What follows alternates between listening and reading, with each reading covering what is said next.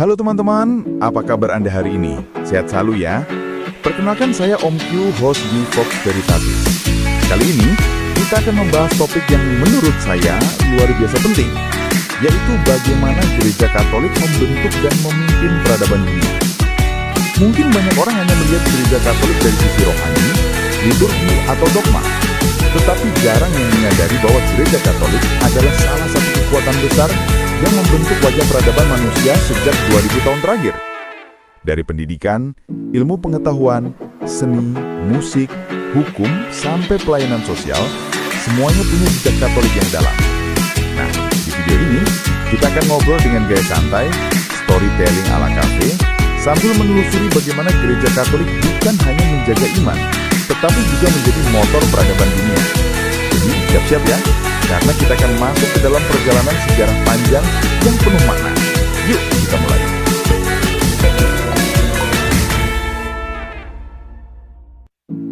Poin 1. Awal peradaban Kristen, dari salib ke dunia. Kalau kita bicara Gereja Katolik membentuk peradaban dunia, kita gak bisa lepas dari awal mulanya.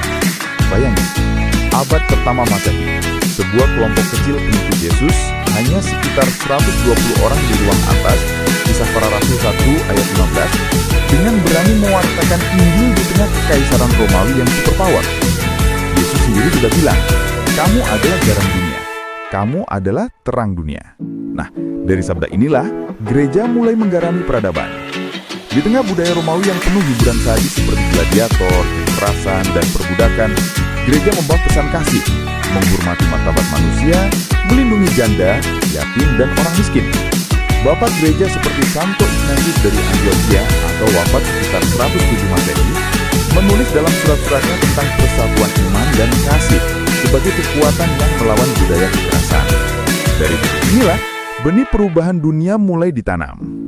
Poin 2. Gereja Katolik dan pendidikan dunia. Coba kita bayangin, kalau gak ada gereja, mungkin sekolah dan universitas seperti yang kita kenal sekarang gak akan lahir. Di abad pertengahan, biara-biara Benediktin jadi pusat ilmu pengetahuan. Moto mereka adalah ora et labora, berdoa dan bekerja. Mereka gak cuma berkebun atau berternak, tapi juga menyalin manuskrip, menjaga karya-karya Plato, Aristoteles, sampai kitab-kitab suci agar tidak hilang. Lalu lahirlah Universitas-Universitas Katolik. 1. Universitas Bologna, 1088, Italia, universitas tertua di dunia. Universitas Paris, sekitar 1150, tempat lahirnya teologi besar, termasuk Santo Thomas Aquinas. Universitas Oxford dan Cambridge pun berkembang dengan akar Katolik.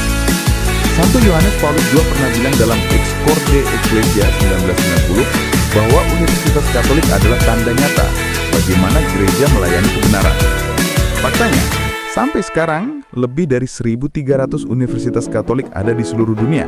Sumber International Federation of Catholic Universities 2020. Jadi kalau kamu kuliah hari ini, jangan lupa bilang makasih ke Gereja Katolik. Setidaknya kontribusinya luar biasa besar. Poin 3. Gereja dan ilmu pengetahuan. Ada mitos yang bilang gereja anti ilmu pengetahuan, padahal kenyataannya kebalikannya.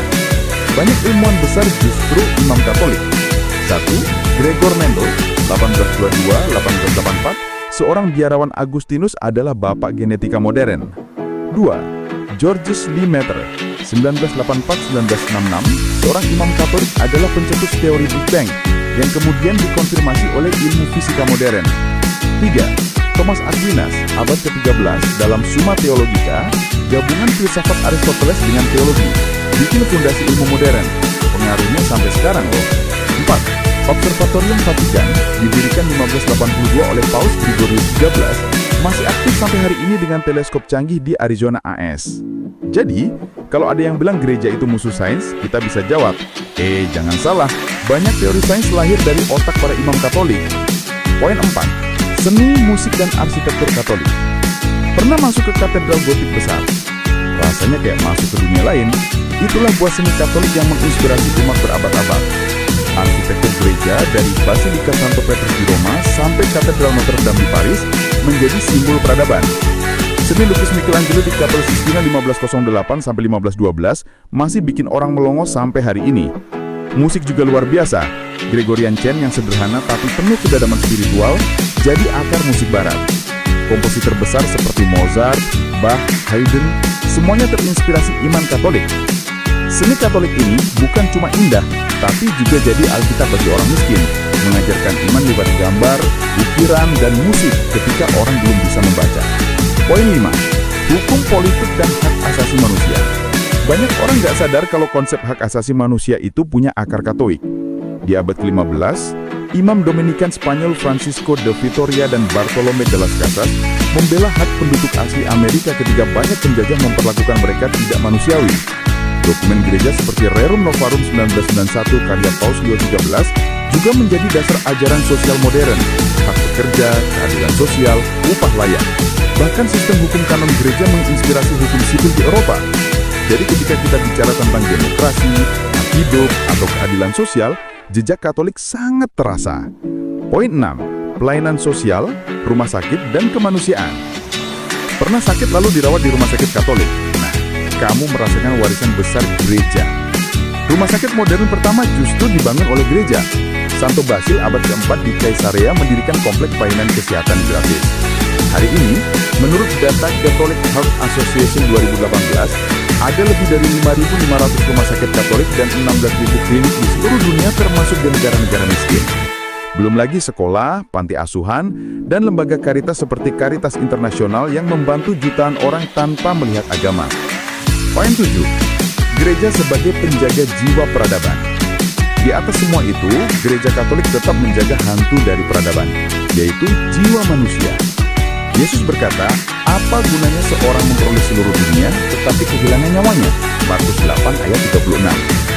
Gereja terus mengingatkan bahwa peradaban tanpa iman akan kosong. Paus Benediktus XVI dalam Spe Salvi 2007 menulis bahwa harapan Kristiani adalah fondasi sejati yang manusiawi. Artinya semua kemajuan teknologi, seni atau ekonomi akan hancur jika manusia kehilangan arah hidup. Poin 8.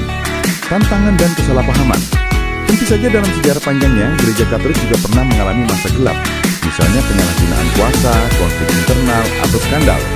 Kita nggak bisa nutup mata dari itu, tapi seperti pepatah, Ecclesia Semper Reformanda Est, gereja selalu dipanggil untuk memperbarui diri.